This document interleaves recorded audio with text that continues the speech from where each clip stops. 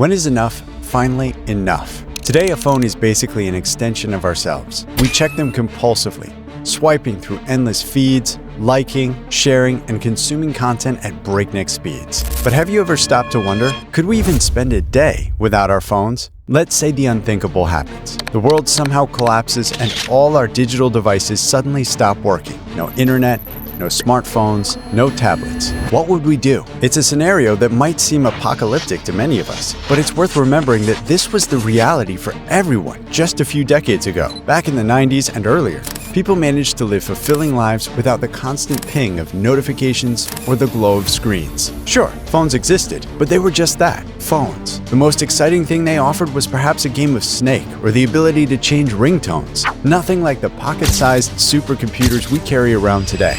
So why would we struggle so much without our devices now? The answer lies in the way these technologies have rewired our brains. Our phones and the apps they host are designed to keep us coming back for more, creating a cycle of dopamine-fueled addiction. Each notification, each like, each new piece of content gives us a little hit of pleasure. It's like a slot machine in our pocket, always promising the next big win. The problem is, once we've experienced these frequent, intense bursts of digital stimulation, the world can seem a little dull in comparison. Activities that used to bring us joy, reading a book, having a face-to-face conversation, or simply sitting in quiet contemplation, might now feel less satisfying. We're so used to constant stimulation, and our brains crave that next hit of digital dopamine. The addiction isn't just changing how we spend our time, it's altering how we think and interact with the world around us. We're developing shorter attention spans, struggling to focus on tasks that require deep concentration. We're losing the ability to be alone with our thoughts, always reaching for our phones at the first hint of boredom or discomfort. And perhaps most concerning, we're often choosing digital interactions over real-world connections, leading to increased feelings of loneliness and isolation, despite being more connected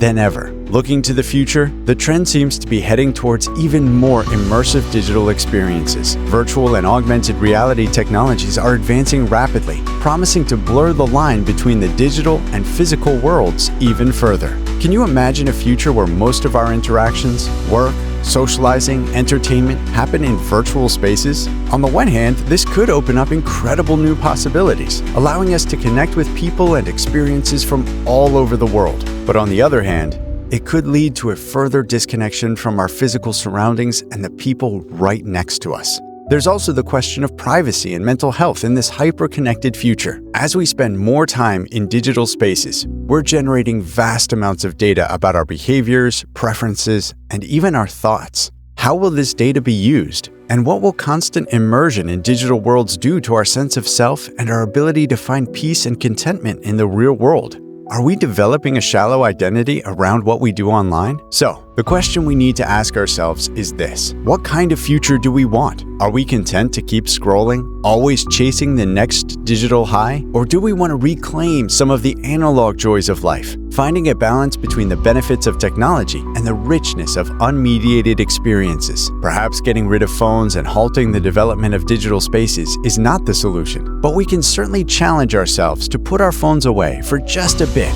and enjoy the real world around us. It's a choice we need to make consciously before we scroll away the best parts of being human.